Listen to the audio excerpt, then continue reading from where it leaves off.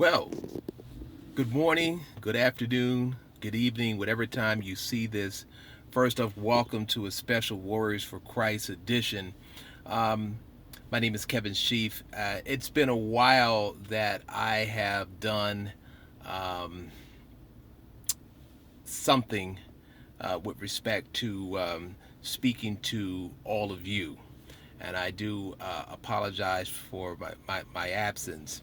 Um, uh, I did a teaching not long ago on demonic forces, demonic religions, and as a result, I got attacked um, by some demonic forces. But glory to God, I'm certainly not giving the devil any press clippings. I bless God for God being God. All right. So, so welcome. I won't be before you long, but I do have something very, very special to talk about today, and that is I want to deal with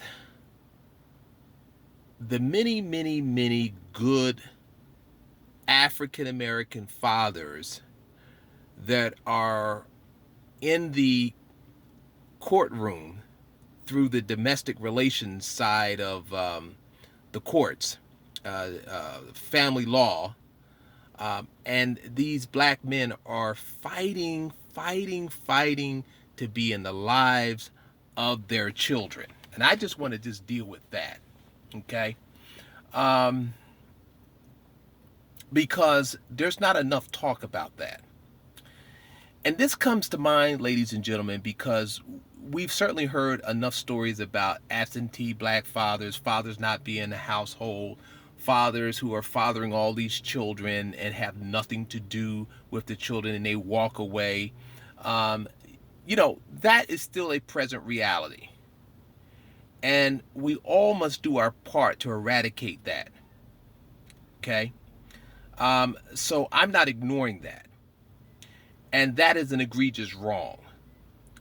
So let me just state that for the record. However, also for the record, there are some good black men out there, particularly single black fathers who want to be in their children's lives. Thus is the thrust of what my talk is today. And this has been spurred on, ladies and gentlemen, by a excuse me, by a I happened to be involved in a forum about a year or so ago in Atlanta, and it was dealing with the very topic of single black dads fighting to be in the lives of their children. And then the other night, I was invited to participate in a forum, more or less as a viewer, and someone who wants to, if you want to type in a comment or something like that. Um, but in any event, it was last night, and this is kind of what kind of spurred me on.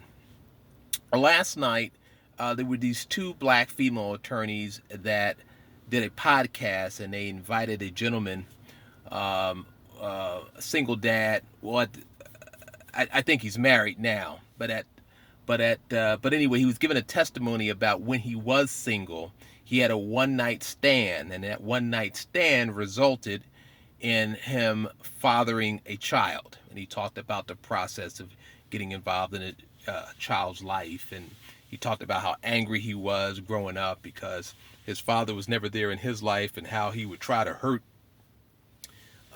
young guys on a football team whose father was present at the game, and that was his way of getting out his hurt, his anger, and so on and so forth, um, um, and on and on and on.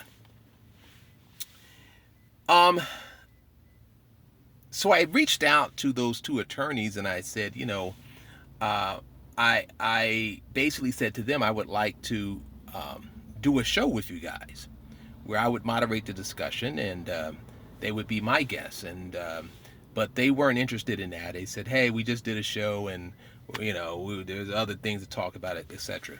So I told them, I said, well, I'm going to talk about it. And thus, let's begin. I have a lot to say on this because number one, there was a time that I was a single dad raising my son. And I went through a 2-year court battle to get my son, who was suffering physical violence against him, physical violence that was committed against him. I mean, pure torture, physically and emotionally. And when I became aware of that, I knew I had to get my son. That was a 2-year court battle that literally bankrupted me. There's so much to talk about, but I don't have that much time, so I'm going to have to do a part 2. But here's what I want to say. I had to learn the court system.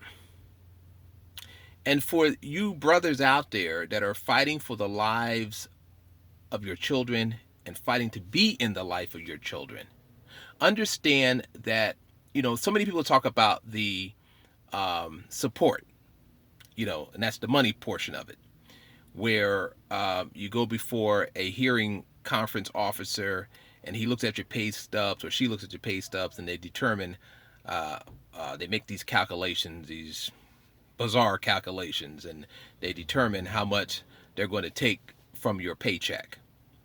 And for the most part, they are going to, depending on how much you make, whatever. What I can tell you is that a little more of half my check, and I got paid bi-weekly, a little more than half of my check was garnished. And this went on for a little over a year and a half. And then, in fact, when I got my son, I'm still paying support, even though he was living with me. I'm providing food, I'm providing shelter over his head, etc. There is so much to talk about. But what I want to also say is that black men, you're going to have to make better choices. And a lot of us, what we do is we just hook up with any old woman. We're having sex with this person, that person, the other person, one night stand. That one night stand can change the trajectory of your entire life. So we also got to make better choices. That being said, and I just want to close with this and then I'll be back. In Atlanta, do you know in Atlanta, if you are a single dad and that child is out of wedlock, you have no legal right to that child, but that mother has legal rights as soon as that child comes out the birth canal. That law is pernicious. That law is sinful. That law is horrible because it takes 2 to produce that child. I'll talk more about that the next time I come on. Oh, fasten your seatbelt. We're about to take off.